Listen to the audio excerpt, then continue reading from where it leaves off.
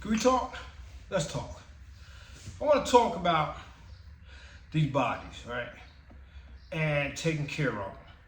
And just at a basic level, all right? Not everybody has to work out 7 days a week, and not everybody wants to be an Olympian. And no, not everybody wants to be a marathon runner and continue to chase their high school glory of staying fit, right? That's cool. But at a minimum, we got to start respecting these bodies. We have to start respecting our health and our bodies, because we don't want our bodies and our health to leave us. But we act like they're here forever.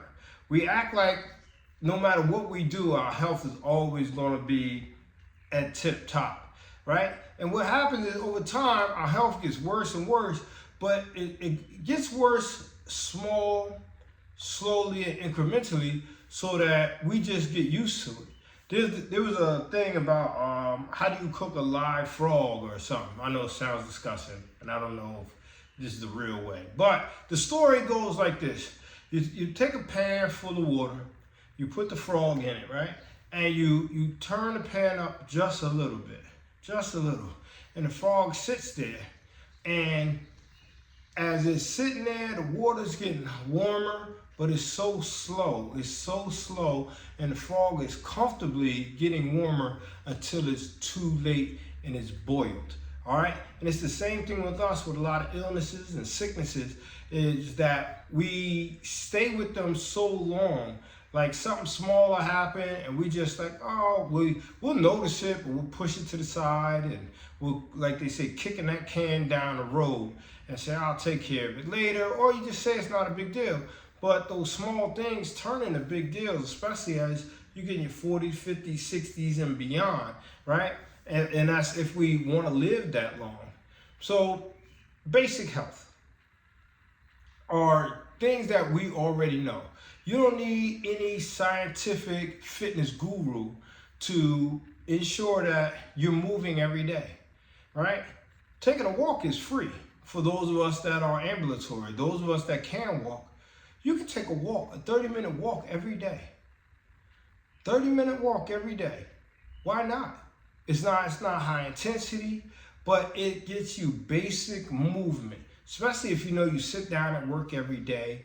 You know, sitting is the new smoking, right? We sitting down and we're getting sicker and sicker. So many things, our postures gets worse, our digestive systems get worse. So many things are going on because we don't move. So basic, start off basic. Take a walk every day, right? That could be your start. That could be your gateway into becoming a more fitter version of yourself, right? Think about your nutrition. What are you eating? What other nutritional choices can you make? Like somebody told me, well, I get McDonald's because it's faster. Okay, cool. A lot of these stores, Walmart's, and I was just down south. I forgot the name of it. It wasn't a Winn-Dixie or whatever their stores are, and up north they have like the ShopRites, and a lot of these stores they already have like prepared food. When I was on my trip, I got some ribs that were already prepared. Some baked chicken that was already prepared. Those things are there. Salads are already there. And you actually get more food that way than you would if you went into McDonald's, right? So that's an option. That's a quick option right there. If you're not big into cooking or you can't cook and you don't want to spend a lot of money, you can do that. And that'll help you manage so that now you're walking, and now you're getting better nutrition throughout the day. And now you're starting to move slowly back into a healthier version. Now, of course, that's not the all of it, but that'll get you going. And then you start finding other ways to move, other things that you could do. Taking walks in the park with your friend, family members. You got kids, go to the park with your kids. Play with the kids in the park. Your grandkids, play with them in the park. It doesn't have to be anything crazy dynamic, but go out there with them and fly a kite or something. We just have to get back to moving again. And people are like, well, why are the prices of drugs in the pharmacy so high in America? And I'm gonna tell you, it could be supply and demand, right? We demand so much medicine because of our lack of movement mostly, that they know they can put the price up high because we all need it. But if less people need it and using it, then the price goes down. And that's basic economy, right? So let's help the prices come down by needing less. Now, I mean, I don't want to make you think I'm anti-medicine. No. But what I am is anti not trying anything to help yourself beyond the medicine if you're able to, right? So now, what about push-ups, sit-ups, crunches? Those things you can add in. You can give it your effort. Now you start talking about resistance training, and now you might say, okay, I need to somebody that's a trainer or more knowledgeable. But that comes down the road. But we just need to start. And it starts with, like I said, respecting your body, respecting your health. But you need to look like, what is your life like? Healthier, more energized. And how does that affect your loved ones? How does that affect your job? How does that affect your community when you become a healthier version of yourself? You know, one of my great fears is at an early age, put myself in a situation where I'm not independent, where I'm not independent on myself, where I have to reach out for everybody else so they can stop their lives and their days to help me.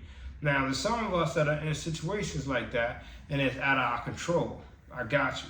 But for those of us that still have some control over that situation, wouldn't it feel good to maintain your independence for years and years, as long as you could go, right? So that other people around you that you love will have maximum time to take care of their own lives, to enjoy their lives. You don't want somebody cutting off their vacations because they need to spend time with you that they don't want to spend time with you, right?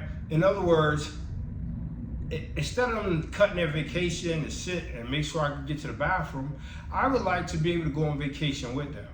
And that's what it's about. So outside of the nice butts and the arms and the abs and all that amazing stuff, let's just make sure we cover the basics of it and create a fitness standard, a health and fitness standard of yours, right? And you can meet with your doctor and see what would be a good standard for you to look for. Now, the standard is the baseline. And then you're able to go above the standard and do better, but you should have a baseline. Like in the military, when I was in the Army, we did fitness tests. So we had to do 2 minutes of push-ups, 2 minutes of sit-ups, and a 2-mile run. And it was a bottom level. And say, all right, at a minimum, you need to be able to do this many push-ups, sit-ups, and run your 2 miles in this time. So that helped us all have a standard. Like nobody wants to fall below that. So I'm not saying you have to do it push-up, sit-ups to the 2-mile run, but what would be a good fitness standard for you? Maybe a fitness test that you could give yourself. Like, let's see how long it takes me to walk a mile. And then come up with a number and say, I want to beat that number. I want to be ahead of that number. Or it could be push-ups, sit-ups, curls, shoulder press, right? It could be swimming. It could be any of those things. And challenge yourself a little bit to maintain or outdo that standard. But like I said, it has to come through goal setting, planning, and getting busy. You're very valuable. You're very valuable. There's so many people that need you in their lives. And they need the healthiest version of you, the fittest version of you in their lives. So do it for you, but do it for them as well. All right? I hate to be Nike, but just do it. Just do it. Get moving. If you have any questions or you need any tips on how to get moving, how to get started, then that's when you can contact me. And I'll help you get moving on the right road towards the best version of you. All right? I'm gone. Peace.